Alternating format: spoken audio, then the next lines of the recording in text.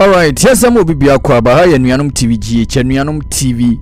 GH home of local stories. Nyankopon shirawo na onyo kese ni your first time a wo hwe page ya. Aha na ya sante konsem na ye de ebro dieti na sefata soti frada clubs na so yenso ye de bro ema wonya bitie ana se hwe ntunya subscribe to the page a mesrew se subscription button of ansaboso na subscribe my o subscribe ye free yente sebe ye videos to ma wonso benya bia hwe e wo page no so enuanom TV GH enuanom TV GH home of local stories nyankopon shirawo na onyo kesese waji page no atumo ewo homidin ere Steven Tonado apia ye ba bedi nkomo ewo krobie kumasi asante Kotoko bobo na so ye onzi nya tena sese ya na chese ya asante Kotoko honsem na ye de ebro de wateda ne na unim details no ne de abro de wonte dan so no na ye de abro na wonso anya bi etie ewo ho no ye ba bedi nkomo ere afa asante Kotoko the next line of another the next direction of the club no ye ba bedi ho nkomo na bibibia ye kama ewo no sanso na the nei si wo dwumadi no sesei enche no emre ye duru announcement no de metete ne se nyankopon ya adoma bibia nsesa ebia latest by next week no ye tie ne se board no ebetimi make announcement ne sesei din baako na yi no hey we ase ye ba be din komo na bibia aye kama wontie ne stories ne doso de di na sefata no ye bebro na wanya bi eti ntino unya register to Fabu census or dial *920 *99# na register to Fabu census and say www.fabucensus.com www.fabucensus.com na wa register na bibia aye kama ewo honom sanso na ene de tiane se Focus Media Awards no voting ne de wo form but ebe ne de ye besrese unyanto aba no emfama eye Tornado as sports pundit of the year we are national so at as the national sports pundit of the year mesro se vote aba no anase vote mame we Focus Media Awards so ati asinti mamo sonfo Steven apia Tornado chese ya nominate me as National Sports Pundit of the Year ti mesre se nominee code no ne da wono 80 D74 nti ufa phone na obe dial *850 ash *850 ubio o interna se obo a ombeka chiro se enter a nominee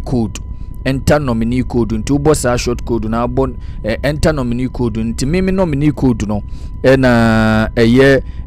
can say 80 D74 na chese wabo ashim shemna bibia aye kama ewo honom tino obo nominee code ni shema the next page bibia no say enter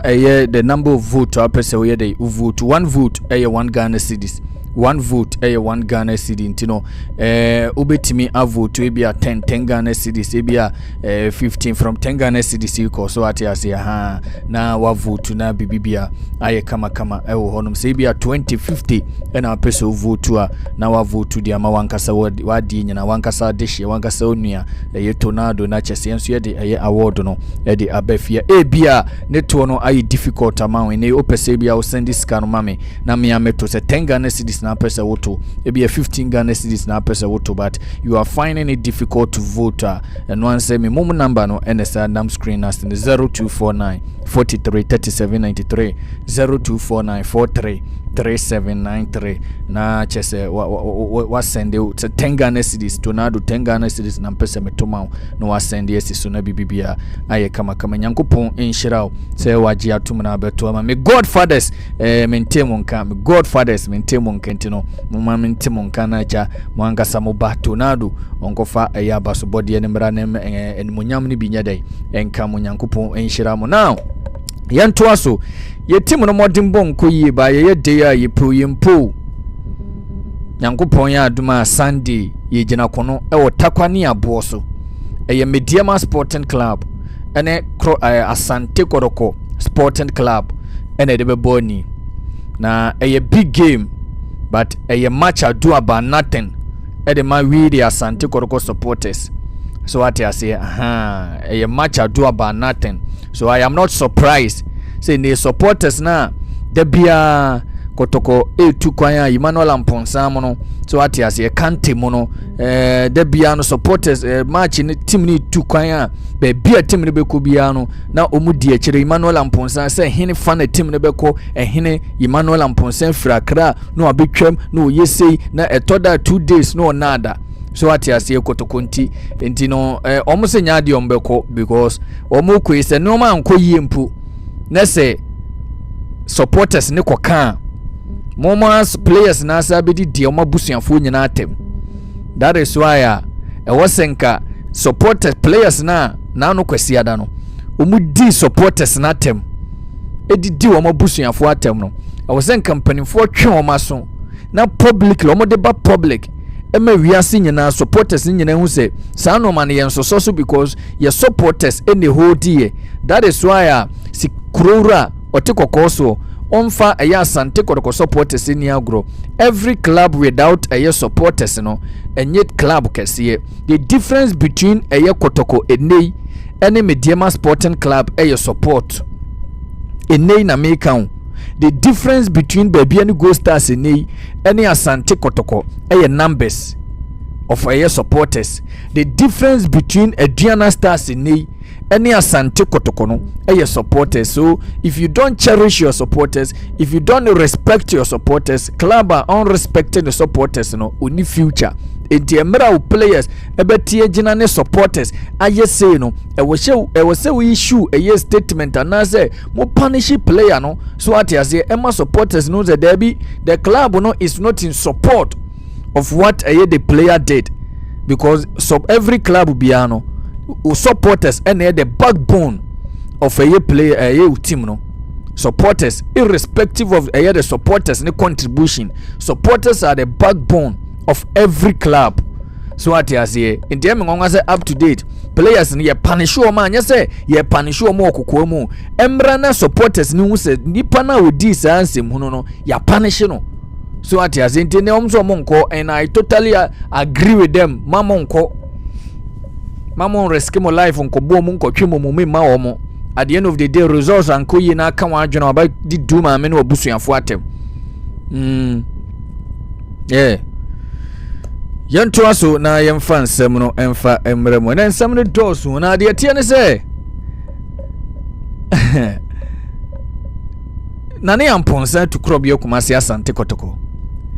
from enra ebenyina enyasem ketwa from enra eba enyasem ketwa na ne amponsa return to krobie Kumasi Asante Kotoko no edru achire enye complete obi obeka chiro se nkomodie na ye complete bia no ka che ne se nuanom TV GH Tonaldo say enye no kre but enkomodie edru chire. There are few headers aka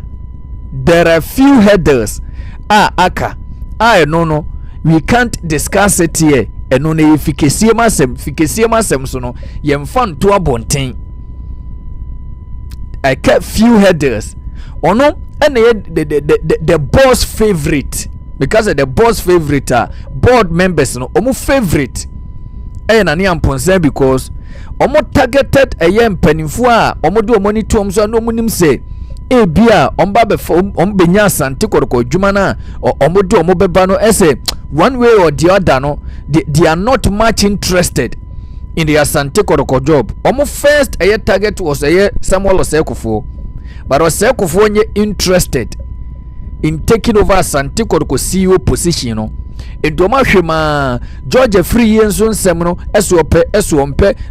ne sa ni interview na okoye ye no sa interview no makacho se interview no na so what you say Fred Achinso no so on say some EB and intino akoye bibia wo ho. But from enra ebe nyina me gidi se wa wanting time fidie ni so wa wo a Twitter mo be ha during nani amponza time no platform ba kwa na Kotoko vibrant ewo so pa ye Twitter ene ye friend X no na Kotoko ye very vibrant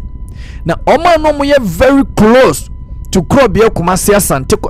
Nani Amponza no mo defend Nani Amponza whether rain or shine during the first term no ewa Asante Kotoko from Enra Ebani nyina no oma hyase asa posty so what you say indirectly no omo confirm the return of Nani Amponza. They are very much close, and I say they are very close to Nani Amponza. Yeah, they are very close because they fought for Nani Amponza during the time I was Asante Kotoko as a CEO no ediene die nipa names are Ebano. Or ye very close on the names no e bedru baby a ubedi nkomo no yes tornado baby empenifo abogu e bedru baby no sese no I get too close because empenifo to omoni a ento omo to omoni a ento enene aka some few headers aka some small convincing bia ebekọ so achese enya asem ketu antino Nani Amponza to return to club Kumasi Asante Kotoko very active they may take crachirema se bibia ansesa ebia by the close of a year next week so ati ase se omutimi clear headers na edi animu na ebia na announcement ide etimi aba Nani Amponza we based on reporter and then various media houses ni tabloid ni atiadeba no echere se Nani Amponza asabe take lead asabe over anaze be overtaken ene be 70% so at as 70% done say be opinion betimi aside I return to Krobie Kumasi Asante Kotoko but no ye report enye exclusive story from a tornado to Naze Nuanum TVGH. This are reporter if free a enrenyina eba yensu ye report to be ediama. I don't know how you are going to feel obepe say Nani Amponza 3 years will be do Asante Kotoko juma no obeye no obepe say ne wasabeba no aba beto aso anase ugidi say ebia nkampanimfo ehwe baby fofra enka ebia enka no ebe better me anu na medinka kan say whoever empanimfo bebo ni din say eni wono ena eba be lead Asante Kotoko as the next CEO no e wo say nyina ye de support ema say nipa kro no obeye obeba no enura meka ho asem and I still stand by it say Nani Amponza say Fred Achi say hwan ne beba say Mr. Marvin Akuwa Dante say obi obebe bia no e wo say the maximum support ema no nemum yempe obi a obeba betete Asante Kotoko supporters front no yempe obi a obeba betete Asante Kotoko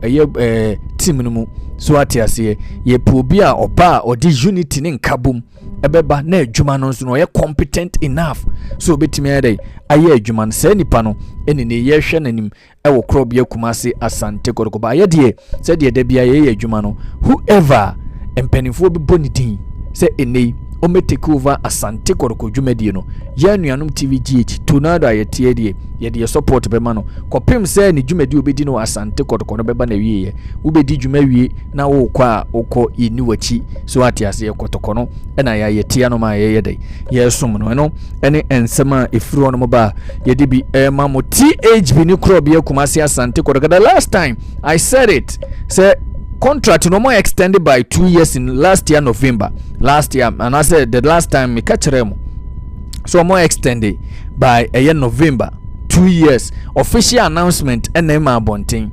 official announcement NMA Bonting but the attend say or more extended contract now from next year kono omo and the kid sponsors Eriama Asante Kotoko just say ebia the next management ebeba no be review ni oma no mu se debi the way a contract in terms and condition no MY enti yemfo mu nsinchen ni yemfa a befitting kid sponsors embra ene eho ena achese ye behu sede no ma be dey ebesiri akọ hono ba for now dey oma ene de yebekọ for next season no ene ensema efiri no ba ye de bi mamu ewo enuanom TVGH na Asante Kotoko players na mo pesa mo terminate mo contract no munya abotre solid din kai sa story ne dia mamu Opesot say you season now oko club was terminate contract ma. Yen terminate contract ma. Ne sad yen ye twemu. Say club will be one of my player bit minya offer. Obeba club no na club nenya bibi kakre free montino.